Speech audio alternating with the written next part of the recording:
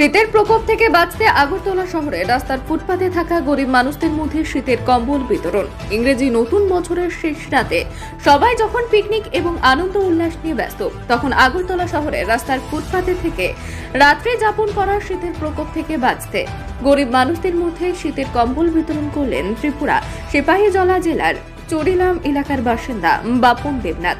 সংবাদ মাধ্যমকে সে জানিয়েছে, শীতের দাপটে জবুথবু অবস্থা সকলের। শীতের প্রকোপ থেকে বাঁচতে এখন মানুষ খুব বেশি প্রয়োজন ছাড়া ঘর থেকে বেরোতে চাইছে না।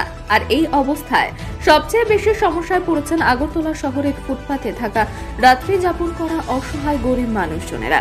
তীব্র শীতে কম্বল পেয়ে খুশি অসহায় গরিব মানুষগুলো। আগামী দিনে আরো বেশি সংখ্যক শীতার্থ গরিব মানুষদের সাহায্যের চেষ্টা করবেন বলেও জানিয়েছেন তিনি।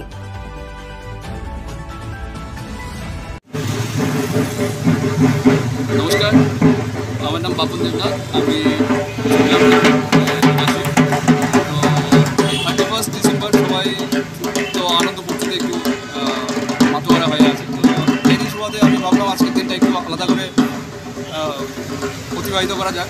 তো আমি আমাদের যে আগরতলা শহরে কিছু কিছু মানুষ আমার অনেকদিন আসা যাওয়ার সময় রাত্রিবেলাতে দেখা তাদের মধ্যে কম্বল বিতরণ করে আমি একটু সাহায্যের হাতটুকু তাদের জন্য বাড়ি দিতে চাই। আর আমি চাইছি যে এই কাজটাতে আপনারা সবাই একটু সহযোগিতা করবেন, যারা আমাদের রাস্তার পাশে থাকেন বা নানান জায়গায় মানসিক ভারসাম্যহীন লোকরা আছে। তো আমি ছোট্ট একটা প্রয়াস ভবিষ্যতে আমি চাইবো যে এরকম কাজ করার জন্য। ধন্যবাদ সবাইকে।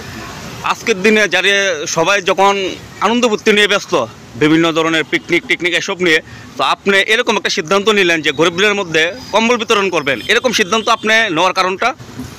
আমি ভাবলাম যে রেস্টুরেন্টে হোটেলে গিয়ে আজকের দিনে পয়সাটা খরচ না করে তাদের জন্য যদি ওই পয়সাটা আমি যদি খরচ করতে পারি বা ওই আনন্দ ফুর্তিটা যদি আমি তাদের সঙ্গে যদি একটু শেয়ার করে আমি নিজে খুশি হতে পারি, তো এটা আমার কাছে তাদের আশীর্বাদটা অনেক আমার কাছে পাওনা।